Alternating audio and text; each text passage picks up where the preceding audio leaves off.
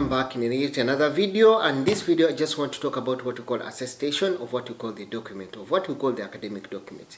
Yes, you'll agree with me, most of you take this one lightly, and I've been always talking about this and this time. Yes, having attestation of your document does not mean that definitely you should have what you call degree, you should have master's degree for you to have those documents. Yes, any documents that you think that you have that was got in the right channel, then that is your document.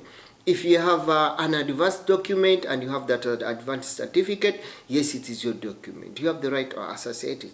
Then you also have what you call an ordinary document. It's also very, very important is for you. If you have a tertiary document, let's say for example, you did electrical, you did plumbing in an institution that was really approved, yes, associate that document. Yes, that is the only way, because now it has come to so much that time that most of us we've gotten what we call opportunities, or we get opportunities at hand, but they would ask for what we call a document. And this one still, I'll go back to people who are talking about what we call career change. How do I change my profession from the QID? How do I get to about with that document? Yeah, definitely.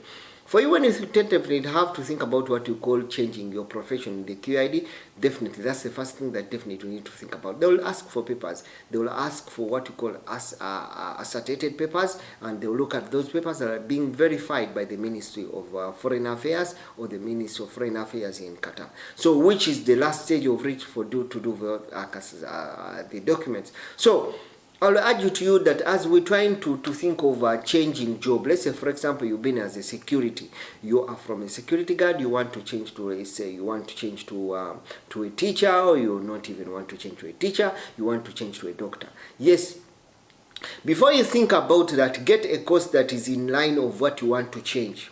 Get that document, because you know when you apply for change or sponsorship in any way, yes, at that point they will ask for what you call your document, and that is the very best right time for you to change what you call the profession in your QID, because it will be amended, it will be changed automatically with the proof, and it will amended with the Ministry of Labor. So you find that in that time it will give you enough for you to have it change, and definitely you can move on in one or the other, and you can have a new profession in that. But all this one comes in with what we call, what definitely we need to talk about, what you call preparing yourself, preparing mentally yourself, and also preparing financially yourself, such that you can get through all this and get it out. Hope I've tried to share something who was asking about career change and our profession, and in that regard, I think that's the best option that you can have on glance that can help you to do that and can help you to move in that way around. Hope I've tried to share something for you. Thank you so much. Always remember, it's Mex giving you all this and trying to go through all these kind of things.